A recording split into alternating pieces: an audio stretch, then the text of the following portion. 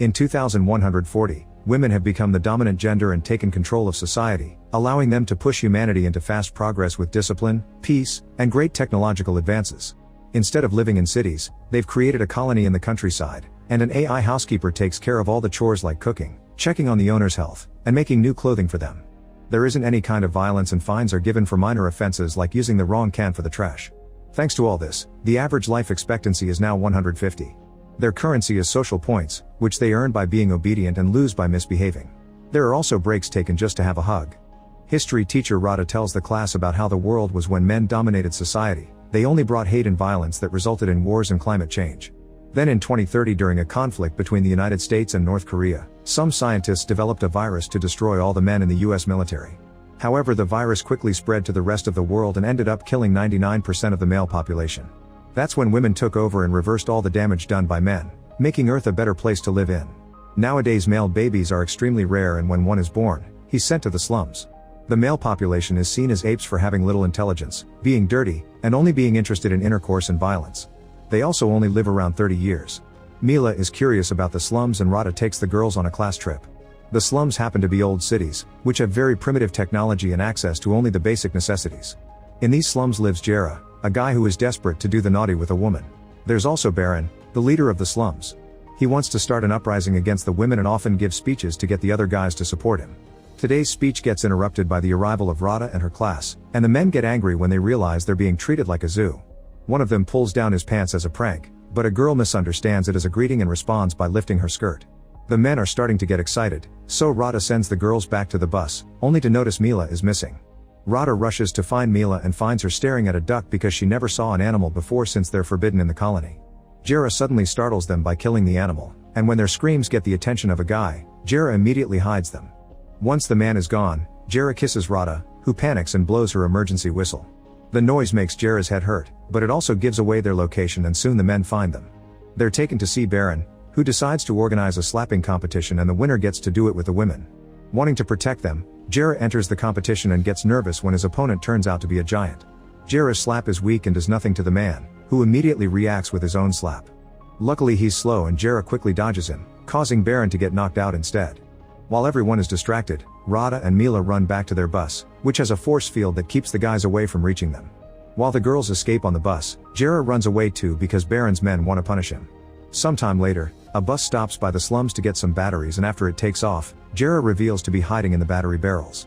He meets the bus owner Yuli, who works as a seed keeper, meaning he's one of the few privileged men allowed to impregnate women.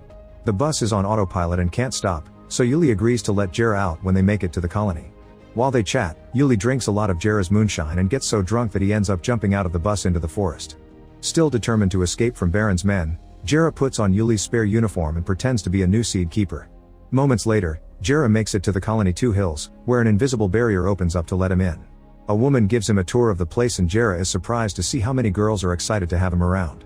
That night on live TV, Jera bites the holy apple and takes an oath to reproduce healthy and smart babies. He wants to start working immediately, so he's taken to the reproduction chamber and meets a woman he isn't attracted to at all. His disappointment increases when suddenly a pipe is connected to his groin and starts milking him. To keep himself distracted, he thinks about Rada, while Rada also thinks of him too while using a toy. The next day, Jera is taken to the reproduction base, where seed keepers are taken care of by beautiful women. Jera is happy to spend the whole day being pampered with good food and massages, but all this attention causes him to get stiff. He rushes to the bathroom to find relief in his hand, but this causes an alarm to go off. It turns out that both self-relief and intercourse are illegal in the colony. Meanwhile, Rada and her family are at the local court because Mila told the authorities about what happened during the class trip, and now they must check if Rada and Mila are guilty. Rada is nervous and tells her best friend Ia about the kiss, but Ia assures nobody can know about it. Mila's mother Vera tries to blame Rada for everything, so Rada retaliates by saying they went to the slums because Mila asked to, showing a recording from her AI as proof. It seems Rada may win, but Ia cuts in to tell everyone about the kiss. All the women are disgusted and Rada is punished with 80 hours of community service, while Ia is given 20 social points as a reward. Back to Yuli, he makes his way to the slums and gets help from Jera's grandfather, who tells him to keep his identity a secret. Afterward, Yuli is introduced to Baron, who immediately can tell Yuli is keeping secrets and breaks his finger. Baron also asks for his pants, and when he takes them off, everyone is impressed by his manhood. Now Baron is the second biggest guy in the area. Later, after getting a haircut, Yuli is approached by one of the few women in the slums, who offers to treat his finger. Jealous, Baron tells the giant that Yuli is trying to steal his wife, so the giant challenges Yuli to a slap fight. As all the locals gather to watch, the giant opens the fight with an impressive slap that knocks Yuli down, but to everyone's surprise, he quickly stands up again. Then Yuli slaps the giant back with shocking strength, knocking him out. Now he gets to do the dirty with the giant's wife. In the colony, the seed keepers are taken out for a walk and told about all the rules they must follow, like having to ask permission to fart and enter a capsule to do it.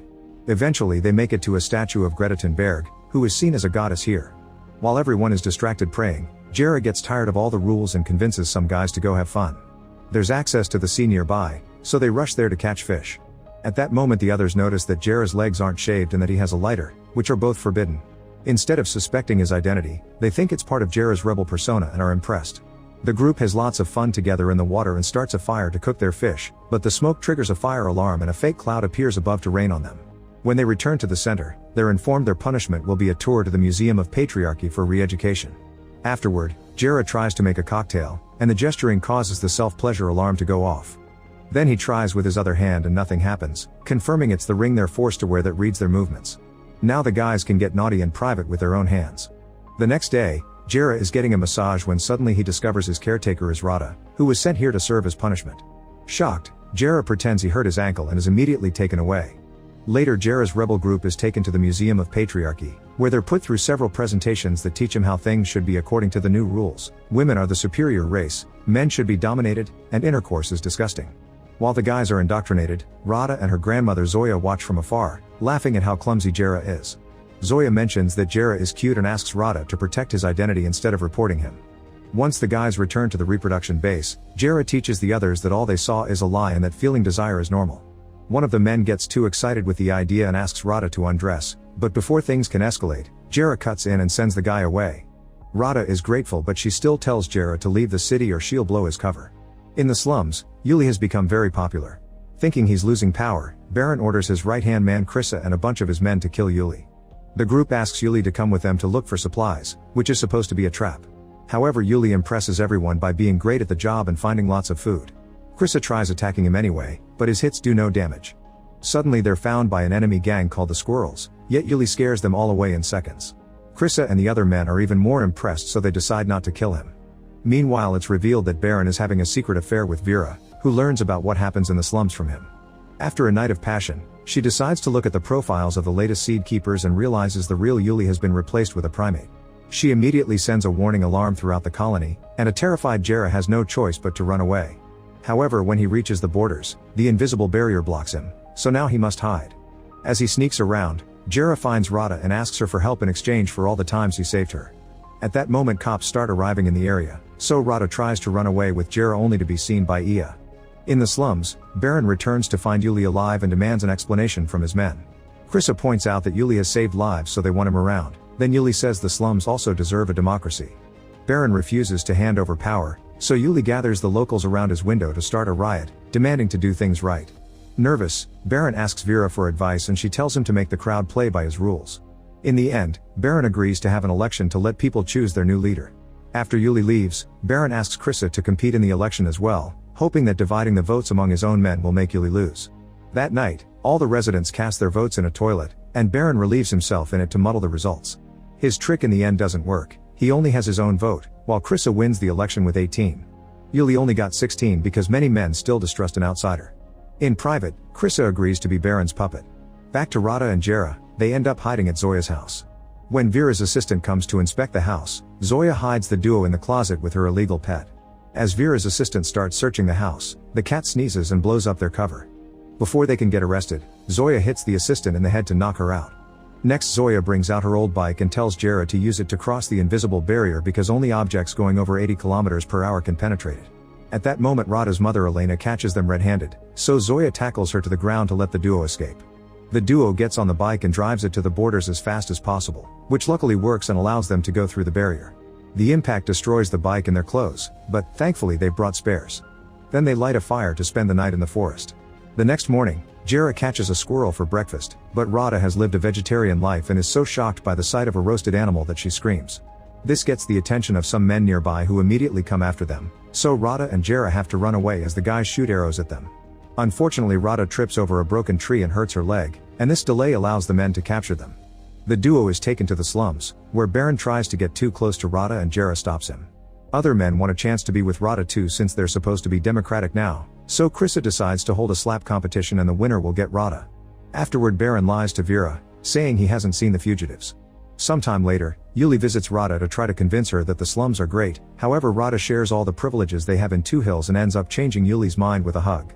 They decide they'll run away together after everyone goes to bed. Outside, Krissa makes the locals vote for a new constitution, only reading aloud the cool parts while keeping the rule about transferring leadership to Baron in 2 weeks a secret. Everyone gets excited and votes in favor of it without knowing the truth. In the middle of the night, Yuli meets with Rada and they wait for everyone to fall asleep. He shares a drink with her that immediately makes her feel dizzy and tries to take advantage of her, revealing he doesn't want to leave after all. By the time Jera arrives, he finds a crying Yuli and learns Rada kicked him in the groin to escape. While Jera runs to find Rada, Yuli goes to confront Baron and Krissa, announcing that he'll be the new leader from now on. After lots of searching, Jera finds Rada sitting by the fire in the forest, so he gently approaches her by saying he won't do anything to her if she doesn't want to. Then he shares some fried chicken, and Rada is shocked by how good it tastes. Suddenly Rada theorizes that if eating meat is so good then intercourse must be even better, so she agrees to do it with Jera. When they're about to start, they're interrupted by Elena and 2 guards who immediately arrest them. During the trip back to the colony, Jera is shot with a tranquilizer gun. Once they make it to Two Hills, Elena asks Vera to forgive Rada, offering to hand in Jera in exchange so Vera can punish him in public. Thinking that this will be good for her political career, Vera agrees. Afterward the council holds a meeting and decides to execute Jera. Later, Jera wakes up tied to a chair. The women give him a special injection and ask him for his last wish, so Jera requests to say goodbye to Rada. Touched by these words, Rada runs to him and kisses him. Unfortunately this is only a vision he's having in a confinement room, where very advanced machines are being used to keep track of his thoughts. His fantasies are played on TV so everyone can learn how nasty men are, and the illusions even show ads. Meanwhile Ia goes to see Rada and shows her Jera's vision of their kiss, causing Rada to go to the other seed keepers and convince them to help her rescue Jera. Soon they all arrive at the council building to ask for Jera's freedom. At the same time, Jera is getting his second injection and sees a vision of a glowing wheel that decides his fate will be becoming a plastic bag so he's free to fly. Seeing this, the other seed keepers call out the women's cruelty and threaten to boycott the production of seed until Jera is released. Vera comes out and tries to prove that Jera is a primate who doesn't belong in civilization, but nobody believes her because his thoughts are gentle, like the vision he's now having of Rada and himself in the ending of Titanic. Not wanting to lose the seed production, Vera offers to free Jera but only if someone takes responsibility for him and his future actions, and Rada volunteers to do so, taking an oath on an apple. Elena does the same thing to protect her daughter. Afterward Rada goes to the execution chamber and finally brings Jera out to then take him to a guest house. Jera tries to use the chance to get busy with her, but Rada walks away because she isn't in the mood after all this mess. Moments later, Rada comes back and kisses Jera before they finally get busy. However, as soon as they're done, Rada goes to the bathroom to use a toy to finish. Jera follows her and tries to apologize for having failed her, only to suddenly wake up and realize it was all a dream. While Jera tries to understand all the machines around the house, Rada and Elena come to explain a few things.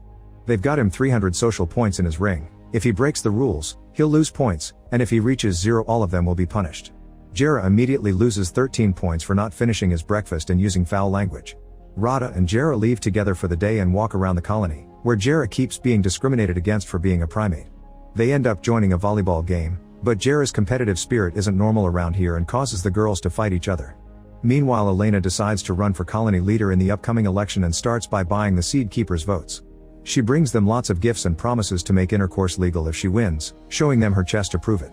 In the slums, Yuli finds a letter from Jera, who explains he ran away with Rada. Furious, Yuli breaks a table and gets drunk. While fooling around in Baron's office, he finds a weird lock and destroys it to find the ring Baron used to communicate with Vera. Suddenly the power goes out and everyone goes to Yuli for a solution.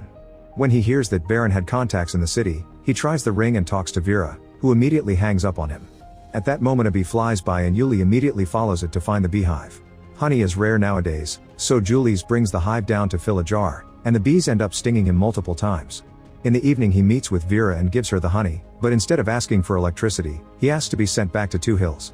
Nearby, Baron and Krissa are scavenging for food and end up finding a car plus a skeleton with a gun.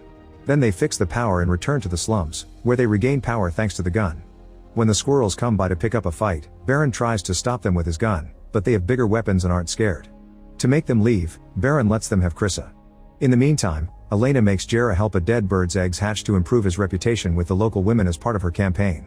At that moment, everyone receives a ring message asking them to look at the news. The group does so and discovers Yuli complaining about the way men live, blaming Jera for getting lost while on the job.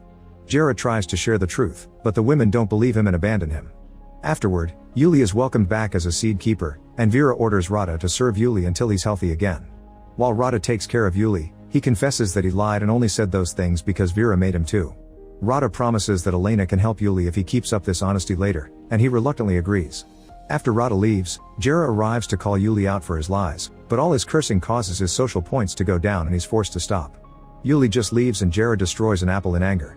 Later, when Jera returns to his apartment with Rada and Elena, he's surprised to see the councilwomen waiting. They're here to accuse Jera of destroying an apple, which is the symbol of their society and therefore blasphemy.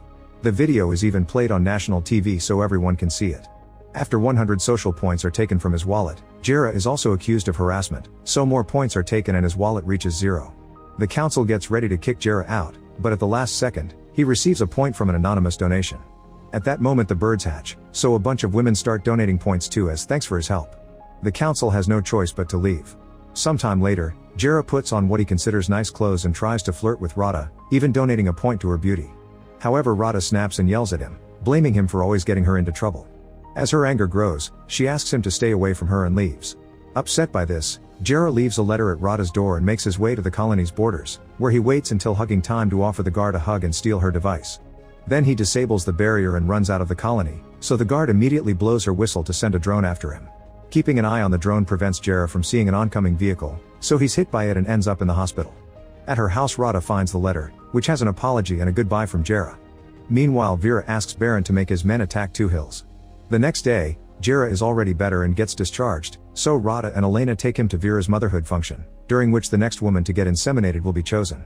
When Jera and Elena ask her, Rada admits she wants to be a mother. As part of her campaign plans, Vera challenges Elena to try all the events games, but her plan backfires when Elena defeats her at every single opportunity. In the meantime Rada and Ia go to Zoya's secret theater where she's playing a naughty video to show how real people used to get pregnant. Rada is horrified because it looks like the woman is being tortured and quickly walks away. Then she bumps into Jera, who offers to make a baby the natural way instead of waiting to be chosen by the lottery. Rada is disgusted by the idea, but Ia likes it and asks Jera to do it to her. Jera looks at Rada for permission and since she says he can do anything he wants, Jera agrees to do it with Ia later. Next, everyone gathers to hear the lottery winners and Rada is surprised to hear she's won. At the same time, Ia takes Jera to her place and tries to replicate what she saw in the videos, but Jera finds it cringy and leaves. He decides to return to the event where Rada is giving a speech, but she interrupts herself when she sees him. Realizing her feelings, Rada turns down the lottery prize and begins walking toward Jera. Suddenly Baron breaks in with his men in the old car. They immediately kidnap Rada and begin destroying the whole place while looking for more women to mate with, causing chaos and all the women to run away. Once he has Elena and Rada, Baron looks for his payment, only to find an empty box. He calls Vera for an explanation, but Vera says he knows too much and must go. At that moment Vera's guards surround the gang and point their guns at them, so one of the guys makes a milk bottle explode to distract them. As the gang and Rada run away, Baron keeps Elena hostage at gunpoint and uses her as a shield to escape as well. They hide inside the Mother Center, where all the seed is kept. Baron wants to ask for a reward in exchange for Elena's life, but Elena explains Vera will be happy to lose the competition. Now they're locked there, and a furious Baron starts blaming Vera for everything. Hearing this, Elena offers to take him out if he confesses the truth about Vera to the authorities, and he agrees. Then Elena and Baron leave the building with the box containing all the seed capsules. When the guards try to stop them, Baron keeps them away by breaking some of the capsules, giving him the chance to escape. Back to Baron's men, they capture Zoya and make her take them to her house, where they let go of her and ask for some food. Zoya picks a crossbow from her drawer and aims it at them, only to then befriend them because she also wants to fight for equal rights. In the meantime Rada is almost caught by a gang member, but Jera saves her and they run together to hide inside a house. However, the house AI refuses to obey Rada's orders because she and Elena have been denied all the colony privileges. The duo then checks the TV and learns that Vera is blaming everything on Jera, so they guess she's behind the attack. They want to run away again, but the house won't open the door. Jera and Rada end up getting closer and share a kiss. The house AI tries to tell them to stop, but they just ignore it. This rebellion confuses the system and forces it to restore its default settings, so when Rada hears this, she uses the chance to register herself as a new member of the colony. Now the house obeys and opens the door for them to escape. While Baron tells Elena about all the illegal things Vera is guilty of, Zoya and her new gang break into Vera's home and try to attack her. However, Yuli comes in her defense, quickly beating all the guys up in seconds so they can get arrested. Soon a whole army of security officers find Elena and Baron, but thankfully they're also found by Jera and Rada in the old car. After dropping all the capsules, a furious Baron drags Jera out and hits him for starting this whole mess, then he gets in the car to escape. Worried about Jera, Rada tries to fight him for the wheel, causing the vehicle to fall off the road and get stuck in a muddy river. The whole group except Jera immediately gets arrested, and Vera celebrates by doing the naughty with Yuli while the prisoners are given the punishment of cleaning the Pacific Ocean.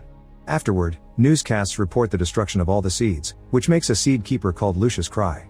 Suddenly he's startled by Jera and attacks him for his betrayal, but Jera convinces him to help when he tells him the truth about Vera and Baron. Then Jera tells him about the barrier, and Lucius reveals he has a bicycle. They get on it together and by pedaling really fast, they manage to go 80 kilometers an hour, successfully crossing the barrier around the colony. The next day, Jera and Lucius meet with Jera's grandfather and start making a plan. Lucius calls one of his seed keeper friends and learns about the punishment in the Pacific Ocean. Jera notices his grandfather has a college picture with Zoya, and hearing she's alive makes the old man so happy that he brings out a laptop to trace her location. Meanwhile, the prisoners are taken to an apple orchard, where Vera reveals their real punishment will be working there as slaves. Soon Jera, his grandfather, and Yuli also make it to the orchard, but a barrier is protecting the area. At that moment they see the squirrels arrive and they're allowed to get in because they bring more slaves like Krissa for Vera's plans. Krissa lies to Baron, saying he's glad to be there because it's better than the slums. He also says that using the trash cans may be a good idea to escape, and Baron believes him, so he hides in the trash. When the squirrels leave, they stop in the middle of the road when they find Jera pretending to be a drunk hobo. They immediately capture him and take him to Katya, who adopts Jera as one of his naughty dogs. Later Katya takes all his dogs with her to visit Vera at the orchard, and the dogs are tied up outside while the women share dinner. Jera sees Rada and gives her Lucius' ring so she can record the crimes happening here.